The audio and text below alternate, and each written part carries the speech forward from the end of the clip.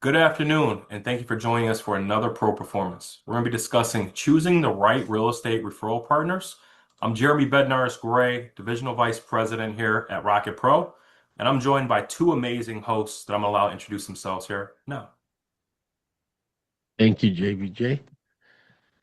This is Danny Talia with Simpler Home Loans, and I've been in the mortgage business for a little over 20 years. I spent a good chunk of my career at a big bank where I ran part of San Diego for them on the mortgage side. And about 3.5 years ago, my business partner Joe and I started Simpler Home Loans. And the idea was to create a platform to allow both a consumer direct channel to thrive as well as a self-generated retail LO channel. And we're excited to be here. So thank you for having us. Hey guys, Joe Sesi, Simpler Home Loans, San Diego. My background really mimics Danny. That's how we became business partners today. Um, Took the best of all worlds from big bank IMBs to really make sure we found a business model that fit. And here in the broker world, we think we found it. So that's how we got here today.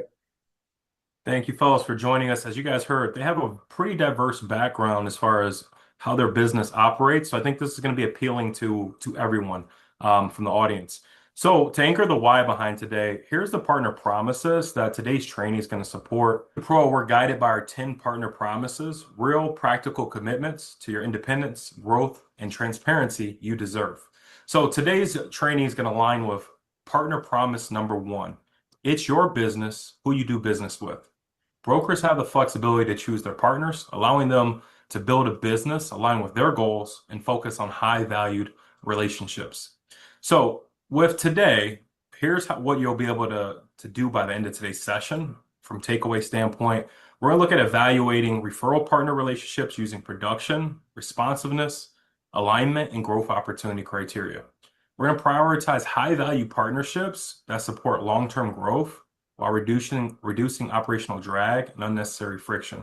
We're going to develop an intentional referral strategy that includes professionally exiting low value or misaligned partnerships. So, with that being said, let's talk a little bit about some of the common mistakes brokers make, the cost of low value partnerships. Danny and Joe, why is it important for our partners to be selective with referral partners? Yeah, great question. I think when you think about what is the most valuable thing that we control, and it's really our time and where we spend our efforts and our energy.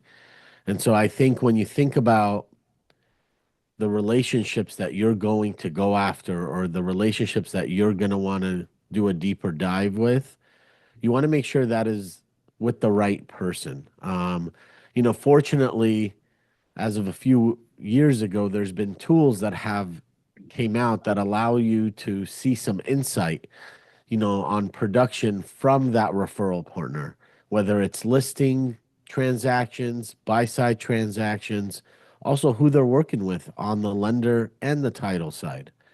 And so making sure that you're aligning yourself with partners that are going to align with you on your values, as well as being able to take the business to that next level is really critical. And so with us, what we do internally is we really heavily utilize those tools to really be able to assess, that potential. So that way we're spending the energy and the time with the right folks. Yeah, just almost like a background check, if you would, as far as who you're working with. It sounds like utilizing some of these third-party tools. We'll touch on one of those here a little bit later. Um, but what do you think are some of the biggest mistakes brokers make when building referral networks? Well, I think that jumping into the wrong relationship right away, can be detrimental to business. So, without using the tools, without doing your background, if you just jump in and start offering help, help, help, I'm gonna do, it doesn't make sense, right? It's kind of like a relationship in dating. You gotta reciprocate, Both sides got to be working towards it. It can't be one-sided, and that's on both sides. It can't be the realtor just providing leads all the time, and you're just taking the lead and getting the loan. You have to provide something of benefit to them too. And I'm not talking about just, oh, I'm going to pay 50% of marketing because anybody can go do that. You got to bring something to the table. Is it bring them a client? You refer them a client every once in a while. You offer something different than what everybody's able to offer. But I guarantee you, if you're able to offer a client, not many loan officers are giving that to their referral partners. As the age-old saying goes, it takes two to tango and make a thing go right. All right. We're looking at long-term relationships. And I guess to really kind of build off of building that long-term relationship, why does relationship quality matter more than relationship quantity today, in you guys' opinion? I think back to the time. We have limited time, limited resources, and I don't know about you. I'd rather be in 10 really solid relationships than trying to stretch myself thin and be able to like help or talk to 50 agents that maybe aren't reciprocating. Again, it's all about communication and making sure that the values align. And so when you think about why it's important, is because we're limited on time and you got to make sure you're using that wisely. Yeah, I mean, one common theme that I feel like has come up in all three of these questions so far is communication. Communication is key. How we spend our time is going to set us up for success. So I think that's a perfect transition to talk about high value referral partnerships, right? The traits of strong referral relationships and how top brokers like yourselves evaluate partnerships. So, what separates a transactional partner from a strategic partner in you guys' eyes? Well, transactional, I mean, every transaction that comes about is transactional, right? What do you do with it after the fact? I look at it as every single purchase is a interview with two agents. There's two agents on every single file, maybe three, maybe there's a team of agents, handling it. So, it's what you do with it after the fact. It's did you communicate on time? Did you promise something and you came through every time? Do you have the right to ask for that referral after the closing? A lot of it is we're our own biggest enemy in this. We don't ask, we don't communicate, we don't follow through. I have an every Monday and Friday rule. I get in touch with both agents every Monday, every Friday, whether I have something for them or not. It could be like, hey, have fun at your kids' softball game or soccer game. But that communication is very, very important. And if you communicate, you're already a lot further ahead than a lot of other loan officers out there. Yeah. As my mom always said, there's a movie reference there for you. You don't get what you don't ask for, right? It's super important, as you said, hey, have a process in place on when to ask, whether that's at the end of the loan or not. But what signals, in you guys' opinion, tell you that a referral relationship has a long-term potential within it? Is there anything in particular you guys look for? I think for myself, when we think about how our team handles those, it's really setting the expectation. So upfront, when we're getting into a transaction, especially on the consumer direct side, we might not know that agent. That agent is now forced into a transaction with us because the customer has chosen us. And so setting the expectation like, hey, I'm going to deliver, we're going to communicate, we're going to hit the timelines.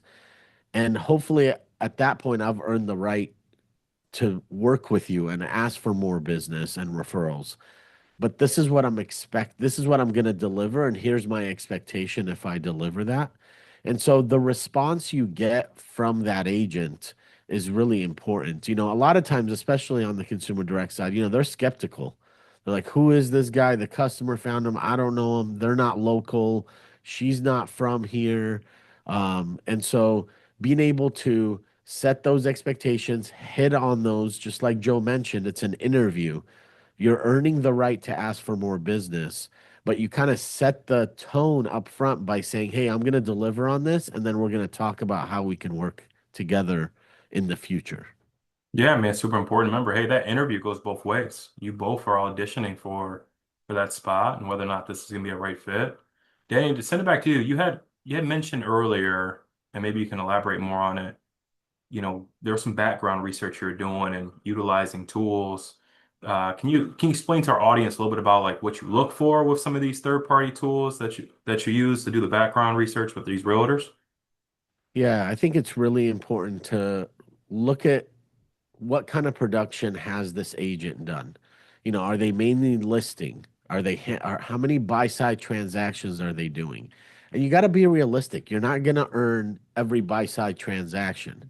So if someone's doing 12 buy side transactions, if you're getting, 4 to 6 of those a year, that's pretty good. Now, don't get me wrong, we strive to get all of them, but we got to have realistic expectations. You want to also look at who have they done business with? Are they working with one main loan officer? What company is that loan officer at? Understanding, are they working for a broker? Are they working for a big bank? Are they working for a IMB? So understanding kind of what that person is doing allows you to go into the conversation with just more precision. And so you're able to know automatically, hey, here's the strengths that I have versus who they're working with today. And then you could go in and offer, those differentiators to allow you to win that business. But in my opinion, if you're doing research on them and you go in and you kind of, in a way, subtly kind of make it seem like I've done my research, that's going to go a much longer way than you going in just kind of asking random questions. For sure. That first impression is key. And I think I would personally, if I was in that realtor's shoes, be kind of flattered. You did that research before calling me. And then from a broker standpoint, we got to find our way to get in, see where we can fit in at and build that relationship. Shameless plug.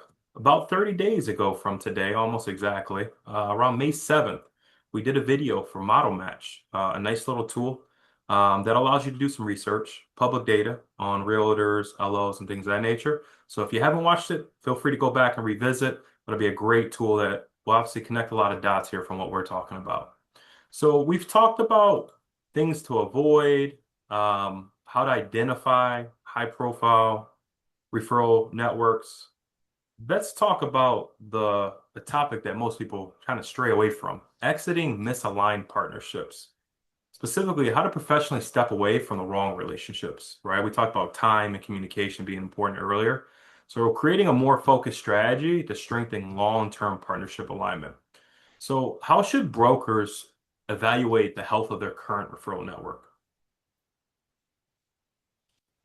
Well, I think, reciprocation's a big one. If you're doing all the work and you're going out of your way all the time for the realtor, that's a problem. And vice versa. If you're, like I said earlier, if you're, just begging for referrals all day long and you haven't brought any real value to the realtor, why should they stick with you? But just like any other relationship, I'm going to go back to communication. If you have a problem or you have an issue or you think something's going wrong, you just got to talk about it, right? I think a lot of people, a lot of loan officers don't like stressful conversations, or they don't know how to handle it, or they don't know how to act. But it's just like if something goes wrong with the loan, you're best off dealing with it straight up right away. So I always feel like with my partners, if something's going wrong or it's not going the right way, just pick up the phone, call, talk it out, let them know if something's bugging you, if something's bugging them, or something changed. There might be something you didn't even know about. But that communication is key. And I always like to do it right away. Don't let it drag, because then you blow up the relationship at the end and you might not be able to salvage it. Yeah, it's that main topic keeps coming up, communication. If you're finding yourself doing that tango by yourself, there's not a second party there, you're probably in some trouble. Danny, is there anything that you would add as far as any warning signs of a misaligned partnership that you should be looking out for? Yeah, one thing that comes to mind, I think, as a originator, we've all maybe experienced this. Sometimes you get that agent that just sends you all their like deals that are falling apart and nobody else can do, and you're kind of like the go-to and you make it happen. but then it's like you don't get another referral until that like another fire happens for them, right? And so being able to like have a conversation with that agent, like, hey, I'm so glad you thought of me. I'm glad we were able to help that family get into that home. We were able to close that transaction. You know, obviously that was a tough situation. We still made it happen.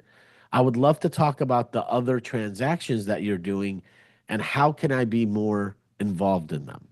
You know, so being able to upfront talk through that and set those expectations is really important because although it's nice to just be able to get all those, you want to get the rest of their business. And I feel like as an originator, you've earned the right. You always have to earn the right to ask for more business. But if they've sent you a tough deal, you got it done. You've now earned the right to have that conversation, you know? And so being able to have that conversation is really key.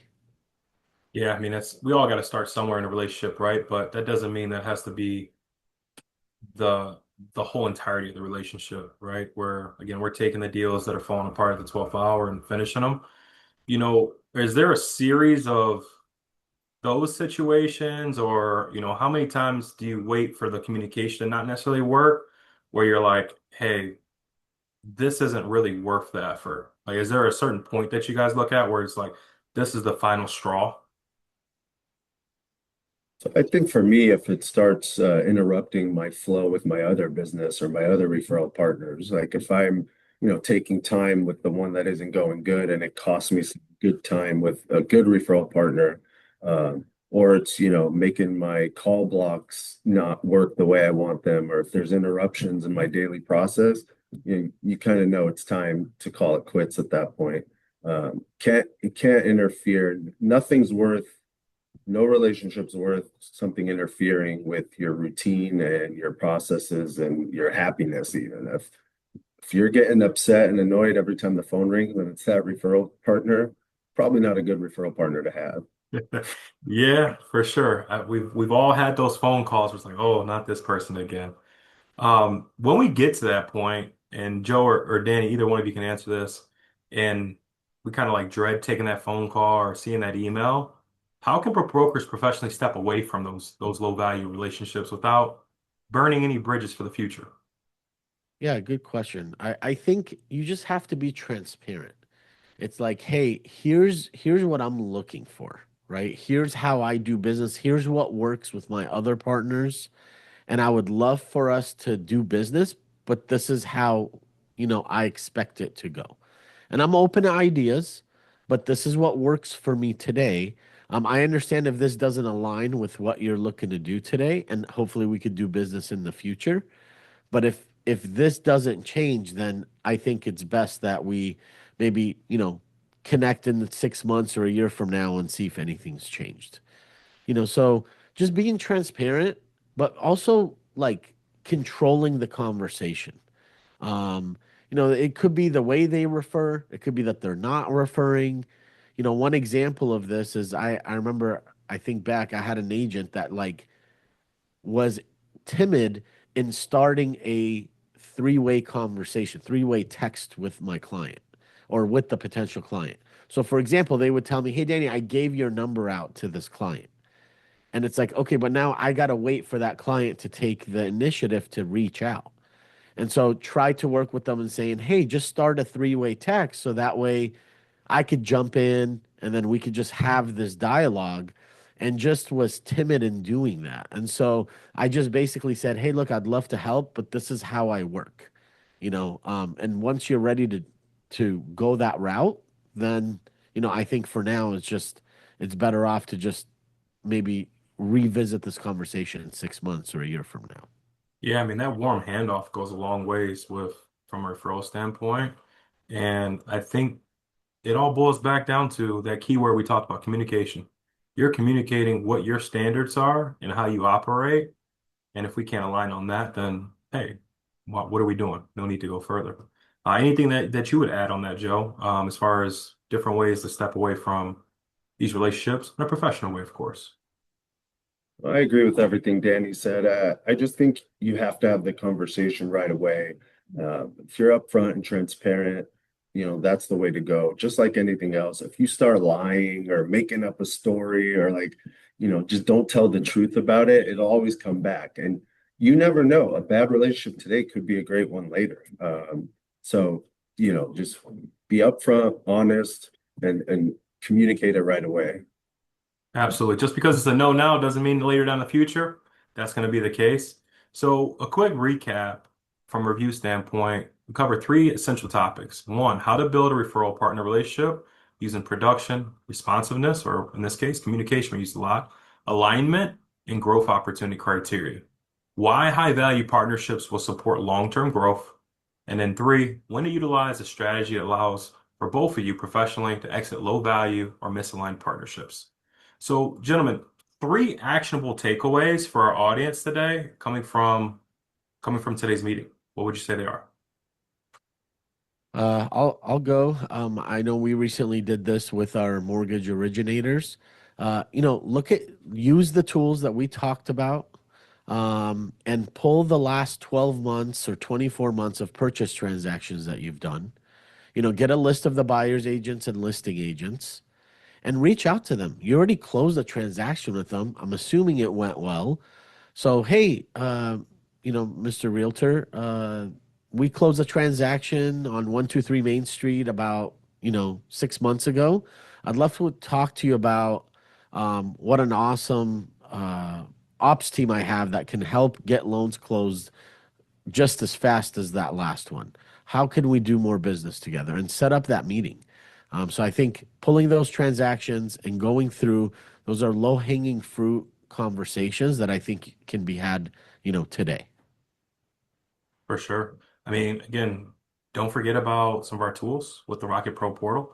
Not to make it about Rocket, but there is a navigate feature, identify Compass agents. There's an amazing incentive going live right now, up to 100 basis points that you can help identify those, reach out, revisit how great that process was working together, and lock down that relationship for the long term. So, quick reminder, feel free to join us June 25th, Thursday for pro performance, catching issues before they cost you deals, right? We don't want to burn any of those bridges. I appreciate you, gentlemen. Thank you for joining us today, taking time out of your day to help the whole entire community of our partners get better with relationships.